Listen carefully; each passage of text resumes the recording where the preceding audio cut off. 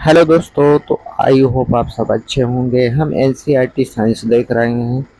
तो दो अस्थियों को एक दूसरे से अन्य प्रकार के संयोजी ऊतक द्वारा जोड़ा जाता है। ये दो हड्डियों को जोड़ने वाला संयोजी ऊतक कौन सा है?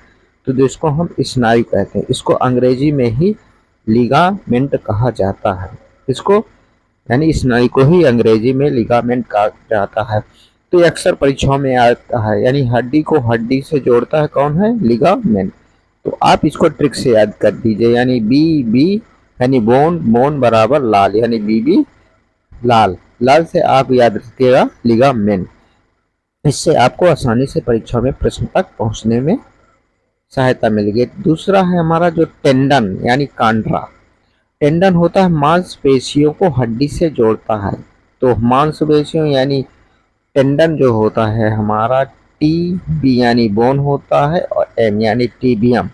इससे आप याद रखिएगा, यानी टेंडन जो होता है वो बोन को मांसपेशियों से जोड़ता है। और जो उपास्थि होती है तो जो जोड़ों और हड्डियों की सतह को चिकना रखती है। उपास्थियों का कार्य होता है जोड़ों पर हड्डियों की सतह को चिकना रखना। तो आई होप आप पहला प्रश्न अच्छे से समझ चुके होंगे।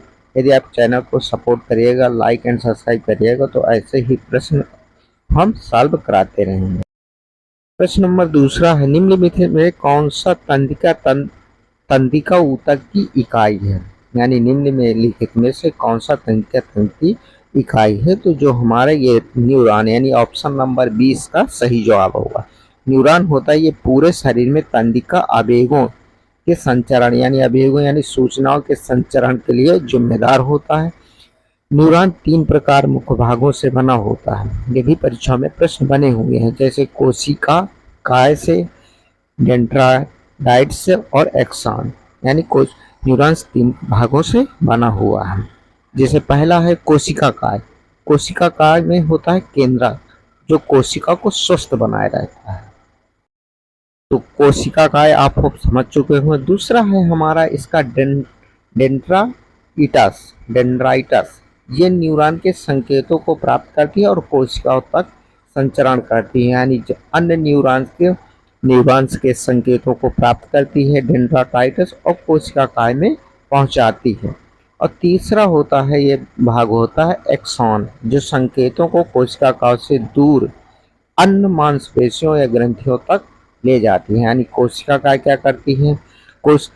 एक्सॉन क्या करता है? कोशिका काय से संकेतों को लेता है और दूसरे मांसपेशियों और ग्रंथियों तक पहुंचाता है। और डेंड्राइटस होता है अन्य न्यूरॉन के संकेत प्राप्त करता है, कोशिका काय तक ये रिसीव कराता है। तो आई होप जो न्यूरॉन्स होता है सिनेप्सन के माध्यम से संवाद करते हैं। न्यूरॉन्स किसके माध्यम से संवाद करते हैं? सिनेप्सन के माध्यम से, जो न्यूरॉन्स के बीच जंक्शन का कार्य करता है। कौन? सिनेप्सन। तो ये सभी प्रश्न परीक्षाओं में बने हुए हैं, इनको हम 1 पॉइंटर के रूप में बना के लाए हुए हैं। निम्न में से कौन सा एक जटिल संवाहिनी ऊतक है? तो जटिल संवाहिनी ऊतक हमारा फ्लोएम और जाइलम दोनों होता है। तो जटिल संवाहिनी ऊतक फ्लोएम और जाइलम दोनों होता है। फ्लोएम जो पूरे शरीर में पोषक तत्वों को जैसे शर्करा के परिवहन का कार्य करता है। जाइलम जल और खनिजों, तो ज से जाइलम है, जा से जल है, जाल से जाइलम और जा से जल आप रिलेट कर लीजिएगा। तो जाइलम जल और खनिजों के परिवहन का संचरण करता है। और यहाँ से प्रश्न, ये जो आपको 3 प्रश्न दिख रहे हैं ऊतकों के बारे, ये 3 ऊतकों से बार बार परीक्षाओं में प्रश्न टकराने वाले हैं। तो पहला ही ये है कोलेकाइमा।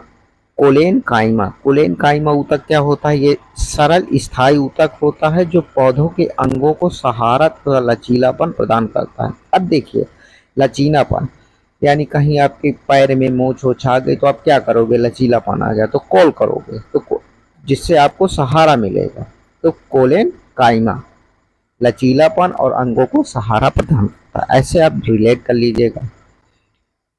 पैरेनकाइमा यानी पैरेनकाइमा क्या होता है? ये भी तो सरल स्थायी ऊतक है, लेकिन ये भंडार और प्रकाश संश्लेषण के और तथा ऊतकों के मरम्मत में शामिल होता है। पैरेनकाइमा। दूसरा स्क्लेरेनकाइमा, ये सरल ऊतक है जो यांत्रिक सहायता प्रदान करता है। तो ये जितने भी पॉइंट है मोस्ट इम्पॉर्टेंट है, यहाँ से परीक्षाओं में डायरेक्ट प्रश्न बने हुए हैं। निम्न में से निम्न किस प्रभावों के जड़ों और तनों यानी निम्न में से किस प्रभावों के जड़ों एवं तनों की वृद्धि वाले भाग में विद्यमान रहता है जिसकी लंबाई में वृद्धि करता है।